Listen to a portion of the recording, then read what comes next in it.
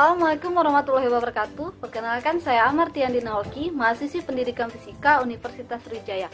Baiklah, di sini saya akan menjelaskan tentang hukum Ohm. Apa sih hukum Ohm itu? Hukum Ohm adalah suatu formula atau rumus yang menjelaskan hubungan antara arus listrik, hambatan listrik, dan tegangan listrik dalam satu rangkaian. Untuk lebih jelasnya, yuk kita simak penjelasan berikut. Nah, coba kita bayangkan sebuah arus air sungai. Sebuah arus air sungai ini mirip seperti arus listrik, di mana pada aliran listrik atau arus listrik yang mengalir itu adalah muatan negatif atau yang biasa disebut elektron. Kalau arus listrik mengalir searah, seperti yang kita lihat pada gambar, nah itu disebut dengan listrik arus searah atau yang biasa kita kenal dengan DC.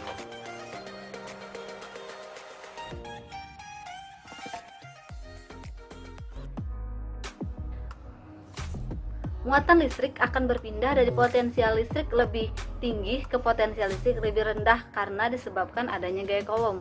Nah, perbedaan potensial ini dinamakan atau biasa disebut dengan tegangan listrik. Tegangan listrik adalah jumlah energi yang diperlukan untuk memindahkan muatan listrik dari satu tempat ke tempat lain, atau secara sistematis dapat kita tulis sebagai berikut. P sama dengan E per Q. Untuk dapat membuat listrik dapat mengalir pada rangkaian listrik, diperlukannya sumber tegangan atau beda potensial.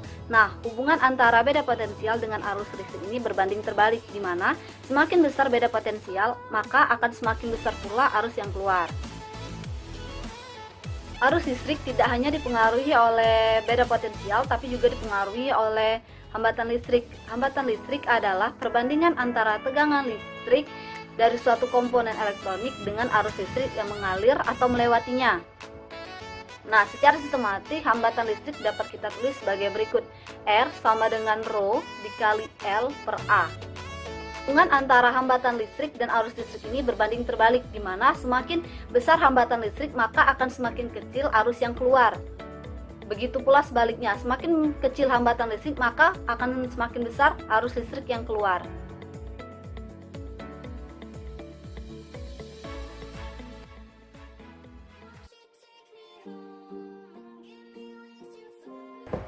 Yang selanjutnya itu adalah faktor-faktor yang mempengaruhi besarnya hambatan pada resistor. Yang pertama yaitu ada jenis bahan. Nah, setiap jenis bahan yang digunakan untuk membuat resistor ini memiliki tingkat menghambat listrik yang berbeda-beda. Misalnya yaitu pada tembaga, pada silikon dan karbon. Nah, mereka itu memiliki tingkat menghambat listrik yang berbeda-beda.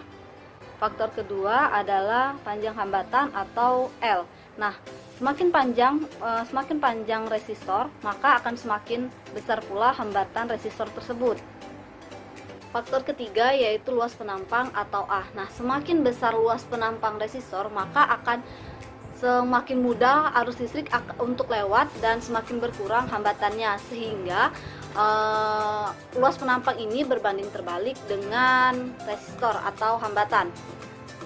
Seperti yang sudah saya jelaskan di awal tadi, yaitu rumus hambatan adalah R sama dengan Rho dikali L per A.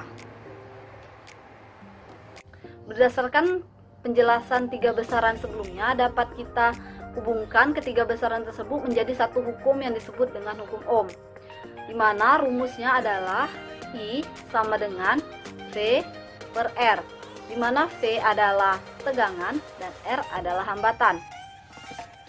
Bunyi dari hukum Ohm ini sendiri adalah besarnya arus listrik akan berbanding lurus dengan beda potensial listrik atau tegangan listrik dan akan berbanding terbalik dengan hambatan listrik. Baiklah, itu saja yang dapat saya jelaskan tentang materi hukum Ohm. Semoga teman-teman sekalian mengerti. Terima kasih.